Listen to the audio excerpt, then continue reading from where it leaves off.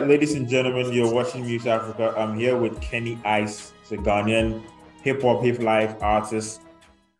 Are you based in Aflao? No, I'm not. I live in Accra. I come from Aflao, but I live in Accra. So you were born and bred in Aflao, but you live in Accra? Yes. Okay. Yes. All right. So there you guys have it. He's a Ghanaian hip-hop, hip-life recording artist, award-winning one from the Volta region. He has some incredible catalog that we're going to talk about. But for now, I'll just start a conversation nice and easy and ask, Keeny Ice, what's up? What you been up to? What happened?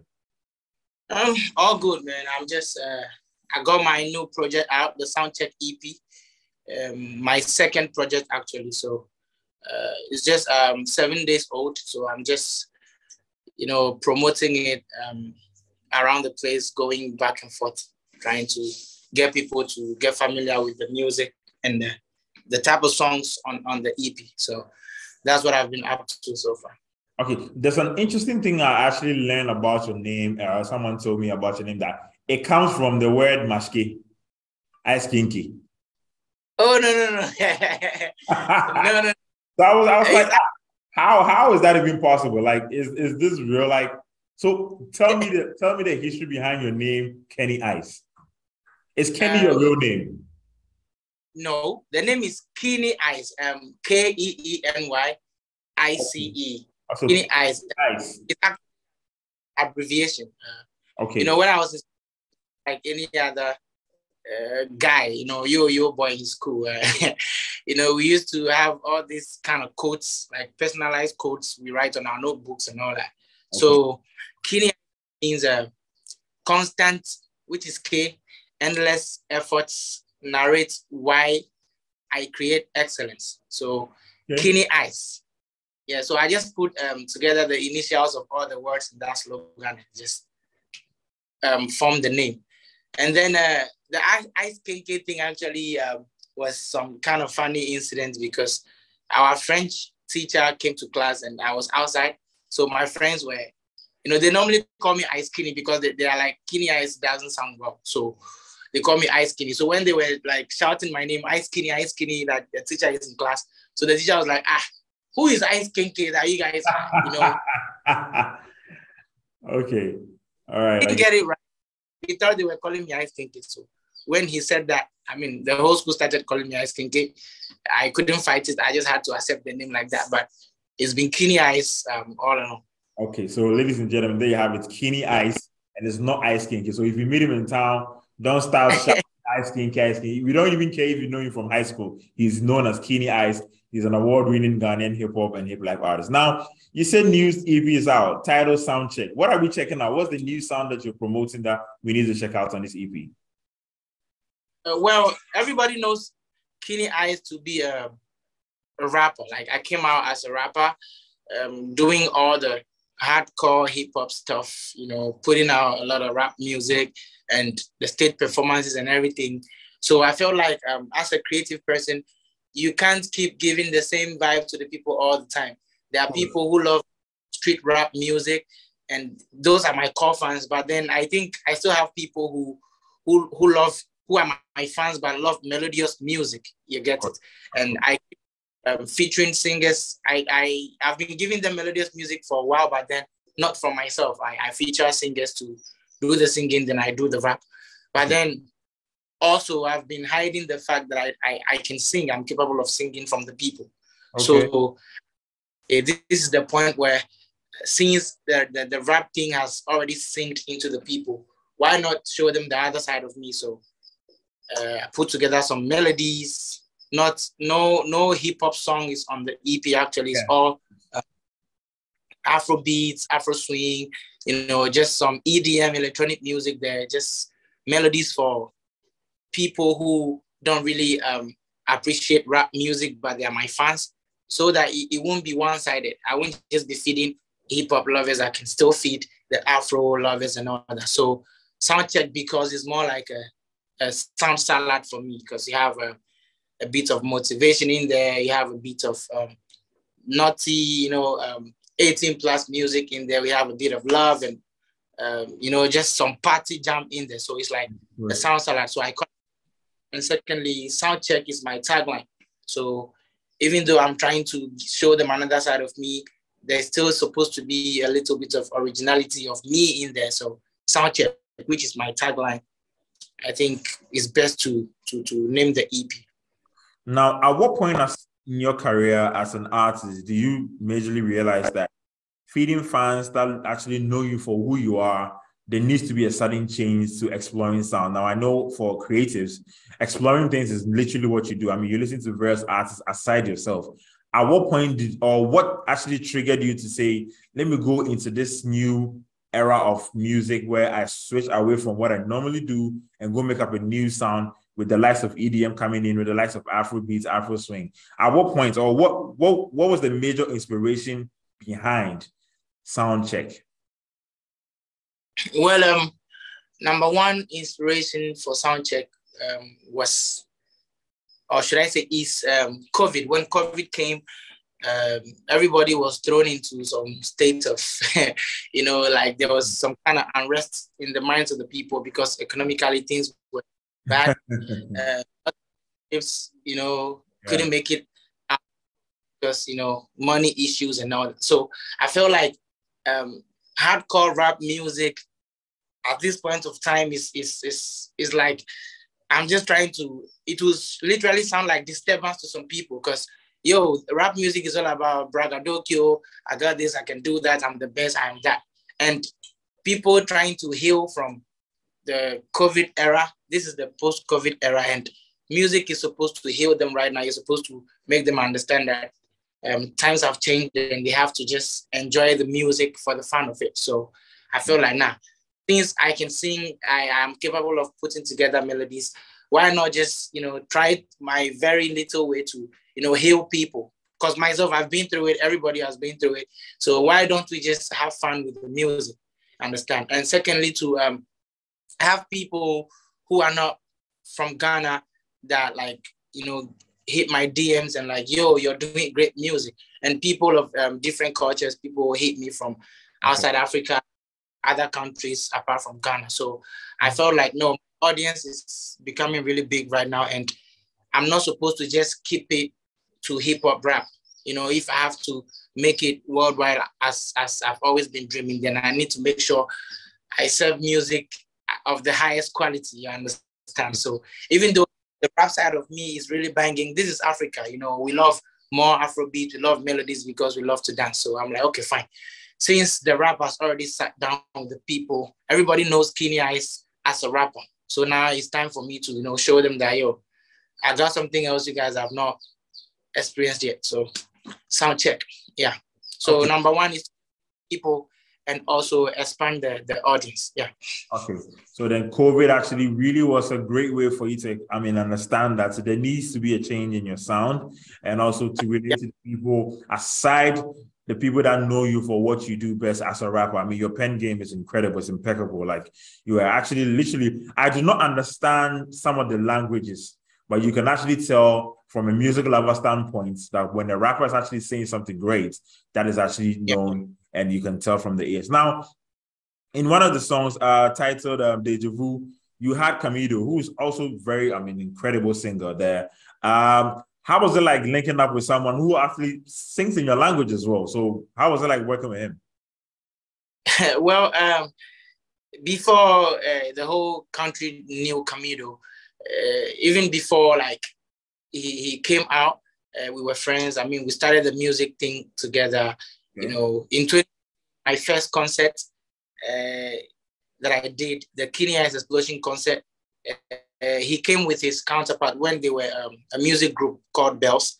He came with his counterpart. They actually opened the show for me. So we've been like brothers from way back, the whole, just chasing the music dream and all that. And I'm really, really happy for the fact that the world is gradually beginning to recognize him because he's a very great talent and I really, really admire his craft. He was actually a rapper. I don't know if he still raps though, but he started as a rapper. Okay.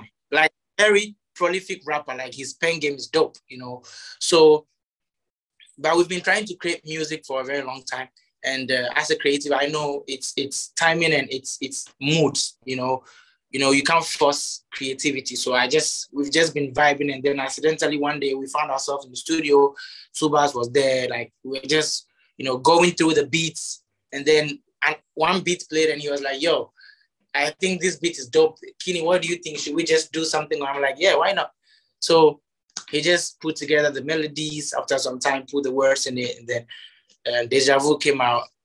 It was a beautiful piece. Like the studio was lit up that day. Everybody was just dancing and happy because the song was just a song. So yeah, that's how Deja Vu came about. But then Camidoh and I have a way back relationship. Way back friends. Okay, that's nice. Now, usually for EPs, we do know it's quite short, but why select just 4 songs? It's an incredible project. I mean, we could have, like, you can literally just give us 6, 7 songs and then maybe save the album for later. But you decided to give us just 4. Was there more that you cut to 4, or you decided to just keep this 4 as a way to just push it so far?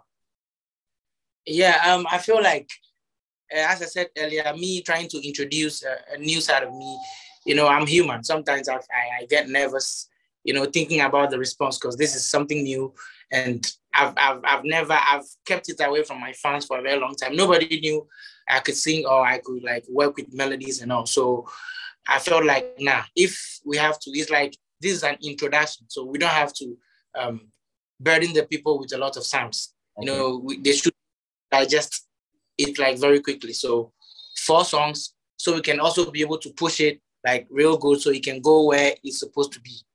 You get it? Okay. So I felt like we're supposed to give them like 6, but then I told the team, this is a new phase of me. You need to go bit by bit. You get it? So I actually started it last year when I came back from my long break. I came with Money, featuring Helegbe, which is more of melodious, but Helegbe was singing, I was dropping the verses. And then I came with Yekwema, and amapiano sound that got myself doing the singing and rapping as well. So they can have a feel of what is coming.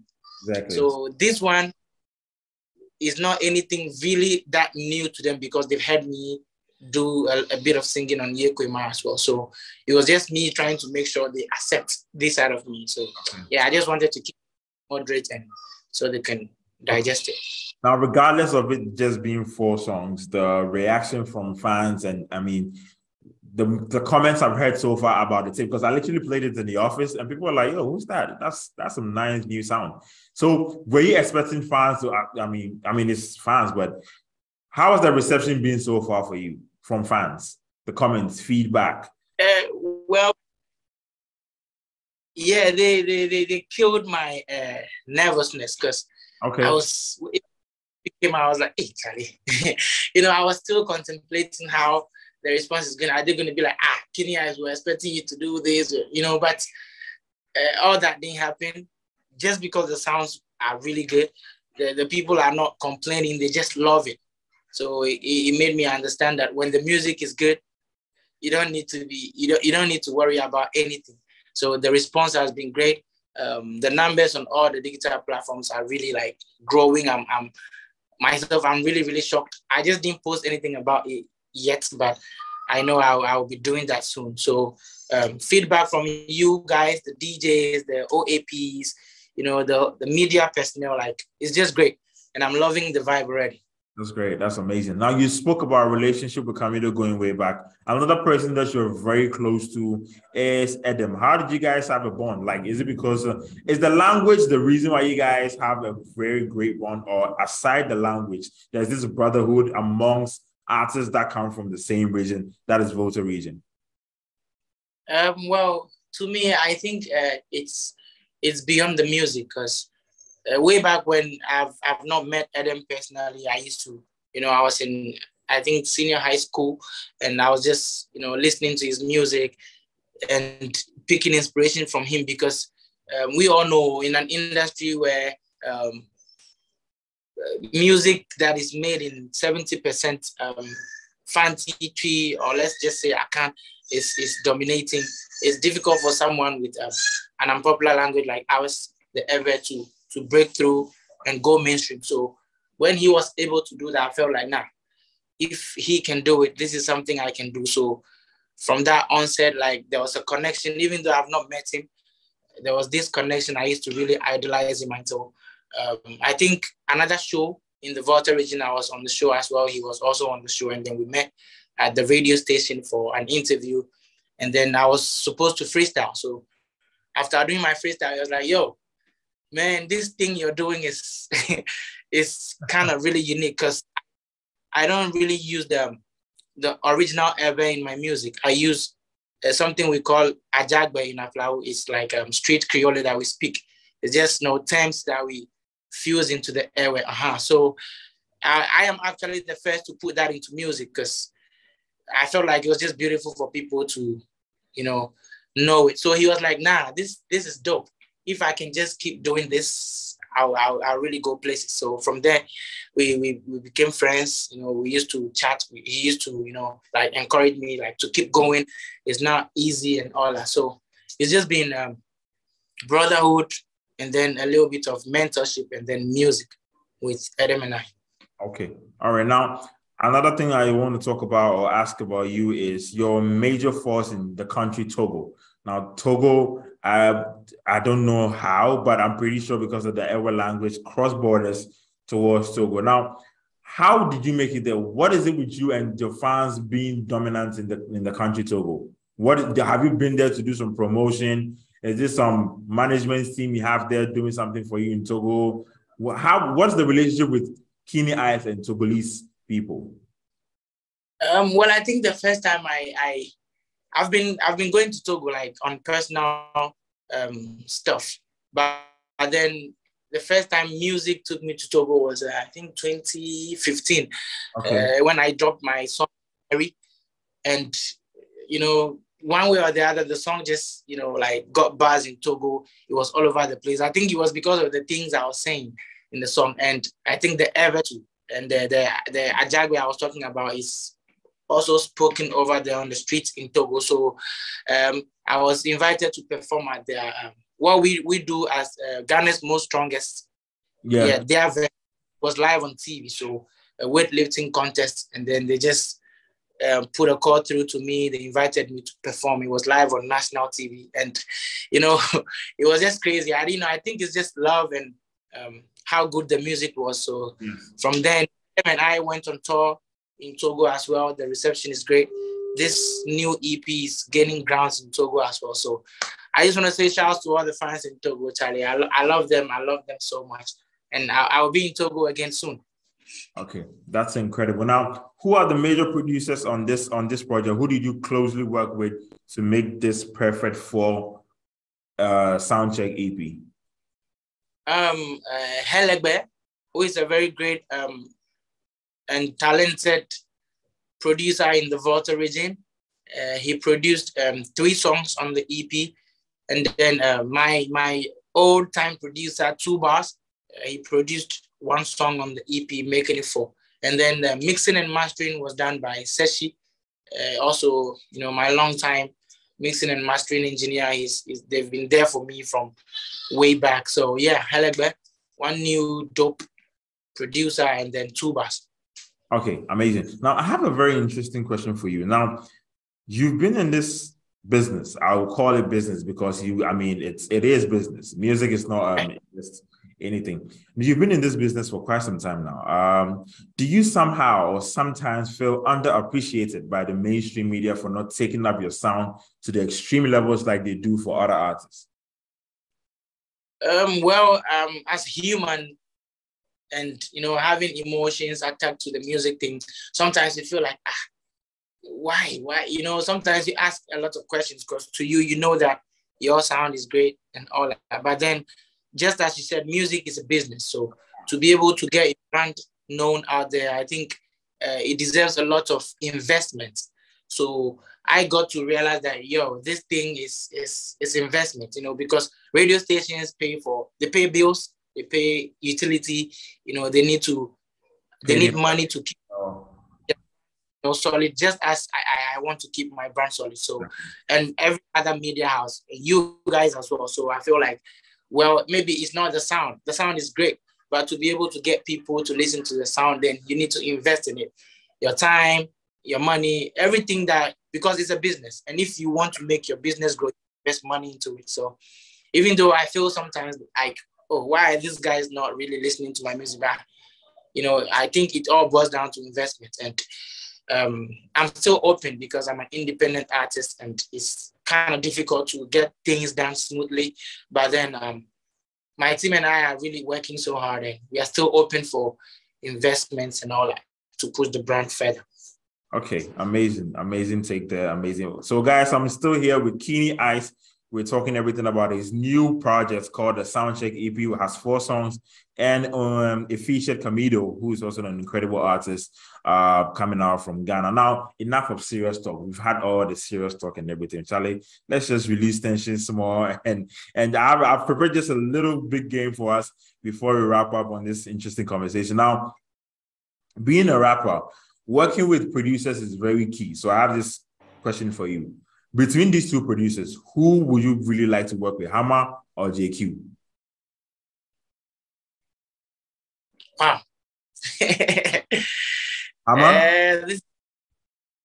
This is tough because JQ and Hammer are like, the foundation for urban music, if I may say. That is to me, because, I came to them musically. When I started getting drawn to music, I had these sounds always playing in my house, in my area. The trumpet, which is known for the last 2, the trumpet and the 808 drums and all. Yeah. And then the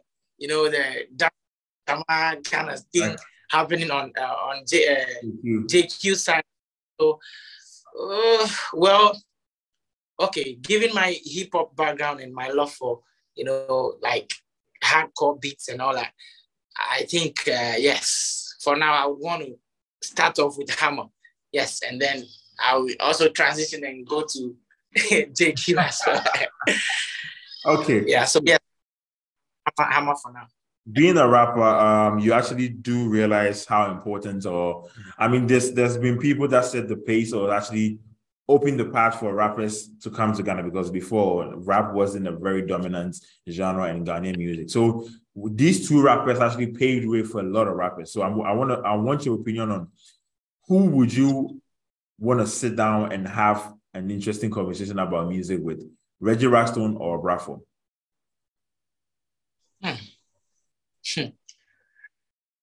Okay, yeah, great legends.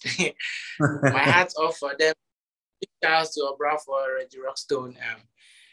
Coming up musically, I got to know of Brafo first before getting to know of Reggie Rockstone, because I think when they were, really active doing music, maybe we were just babies playing and all that. Big shout out to them. But then, based on my personal study, I feel like Reggie Rockstone has a little bit of the outside experience. He's been able to mingle with people musically outside Africa and Ghana. So, yes, to have interesting conversations with him, I think, yes, I'll go for Reggie Rockstone, because I know Brafo has a lot to tell me, but then I feel like Grandpapa also has a lot and more to tell me. So yes, I'll start with Grandpapa, then I'll move to Brafo. Okay. I see. Now that was all just I prepared a little bit of a game just to get your mind. Now, before we actually wrap this whole conversation up, what is Keeny Ice coming up with that people should actually prepare for? What is that one thing Keeny Ice has prepared for Ghanaians and his fans that we should look out for? Well, greatness. Yes, greatness. Because I've been able to gather enough experience and insights into this music game that I can boldly say right now that I know where to step. I know where to step if I'm able, which is almost done, if I'm able to fully get in the industry, like as a mainstream art, because I know one feat of mine is already on the way, because Soundcheck EP is really, really moving fast for me. So I have greatness ready. Ghanaians should just be ready for something that they've never seen, because I know I'm the only one that does what I do the way I do it. So Ghanaians should just be ready for like something totally different, something that is going to blow their mind. Be like, wow, where have you been all this while? You know? Yeah. So this, I mean, I'm coming out like really great. Yeah. Okay, amazing. So now, before we wrap things up, like I've been saying, I've been here having an interesting conversation with Keeny Ice, a Ghanaian hip hop and hip life artist from the Volta region in Ghana. Now, I have almost forgot to ask you this question. Language has become one of the biggest barriers. Sometimes we know music is a universal language, but being from Ghana and knowing how radio has actually picked up a lot of the genres that has the Chi and Ga being more dominant in the ears of Ghanaians, what do you tend to achieve with the Ewe language being more dominant in your music? Do you see it in the next 10, 5, 4 years transitioning from just being a Volta region type of music into the mainstream Accra, Kumasi sort of thing, or you just still see it as, oh, let's just take it to this way? Nope. I feel like, let me go back to my investment point. You know, music can be enjoyed in any other form, because we were all here when Amapiano just came out of nowhere. You know, taking waves, exactly. Their languages in there. We don't really even pay attention to the language because the music is nice. Exactly. And we just vibe. So Ewe can do the same and more if there's enough investment, because music is like it's like a drug. The more you take it, you get addicted to it. So if, just as you said, the way the tree and the Fanti and the guy is dominating the music industry is because it's always on radio and it's sounding in the people's ears every day. So if Ewe is able to do that, be on mainstream radio all the time, or not like all the time, but like very often, and people get to listen to it all the time, they will love it without knowing. You get it.